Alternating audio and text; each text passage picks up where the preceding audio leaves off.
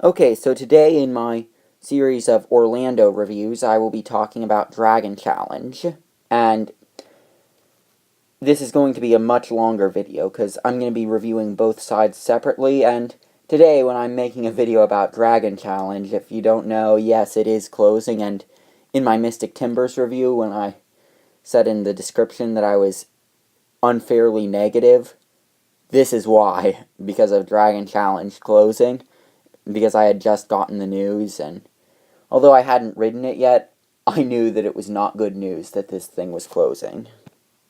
So first, I will be reviewing Hungarian Horntail, or Ice, as it was known with Dueling Dragons. It is the blue side. So unlike most B&M inverts, this has an overbank turn after the drop rather than going straight into inversions, which I appreciated because it gives you the chance to just enjoy that you're flying through the air with nothing below you. After that, you go into your inversions. The first one is a corkscrew, which has a near miss with the Chinese fireball, which I thought was a pretty cool inversion and kind of catches you off guard because you don't necessarily expect it when it comes. So I thought that was kind of neat. And it pulls some nice G's. Then you go into that Cobra roll, which is a little snappy like all Cobra rolls. But it's not all that bad. I mean, it's definitely bearable, and I've certainly ridden worse Cobra rolls. The next inversion is that famous vertical loop that is pictured.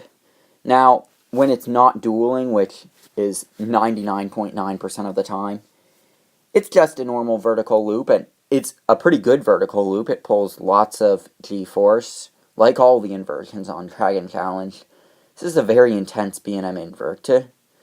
But when it's dueling, which I did get to ride it dueling once, because at the end of the day, everyone was just re-riding it, and they could tell it was, like, the hardcore fans of the ride and coaster enthusiasts, so they were like, do you guys want to duel? And we were like, yeah! And then, so they dueled us for the last ride of the day.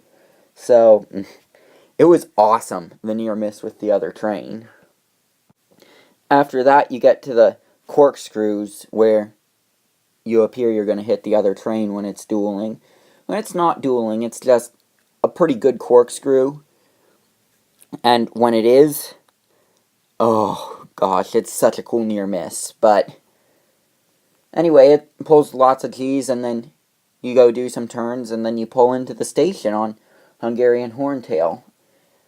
Hungarian Horntail is a pretty good ride. I'm going to give it a B, because that Cobra roll is a little snappy, and when it's not dueling, which is most of the time, like I said, you don't get to experience any of those near-miss elements, but it's a good ride. Certainly recommend riding it, and I hope it gets relocated after September.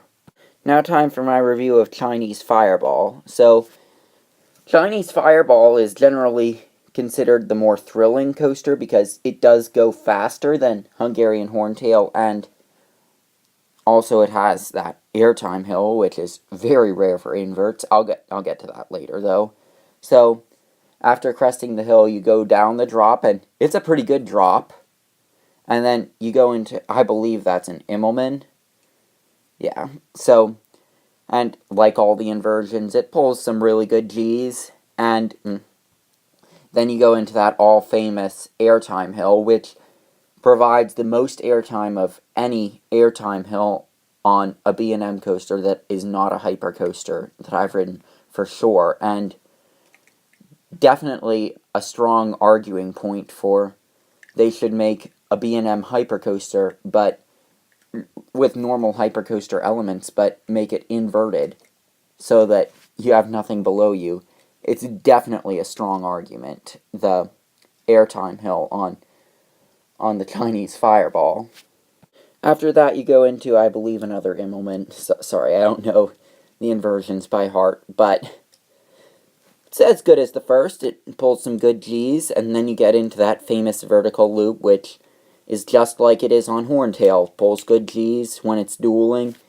It's awesome, the near miss you have with the other train. So the last two inversions are corkscrews, which Both pull plenty of G-force, and then after the last corkscrew you do a turn or two, and then pull into the brakes and go into the station.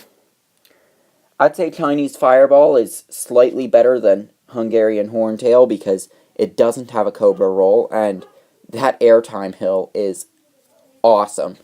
I'm going to give Chinese Fireball an A.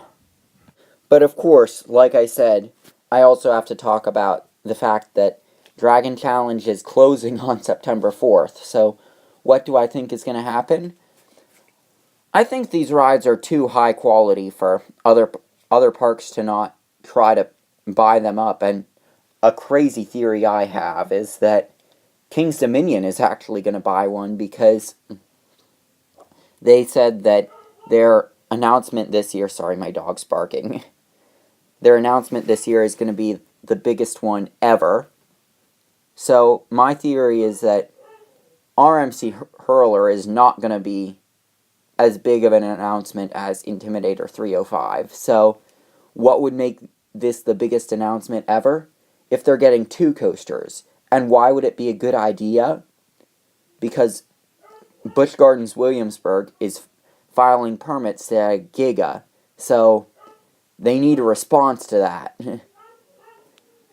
Another possibility is that a smaller park like Kentucky Kingdom that has an SLC decides to tear down their SLC and build up one of these. Like, that would be perfect for them. Don't you think? Another possibility, speaking of tearing down SLCs, is that Canada's Wonderland might decide to pick one up and upgrade their entrance. Now, I know there's not any teasing going on or anything, but I'm not going to say it's not going to happen because no announcements have been made. And to Cedar Fair, I'm saying because these would be relocations, these would not count as one of their 4 new coasters if they decide to purchase these. I do think it would be a real tragedy to see either of these coasters wind up in the scrapyard. Do understand that these are just theories that I have about where they could go. When I said that they did duel the last ride of the day, it wasn't perfectly in sync because they have deleted the codes. It was just a dispatch at the same time kind of thing. So I don't think they will be purchased by the same park if they are relocated, but it would be a real tragedy for coasters like this to wind up in the dumpster.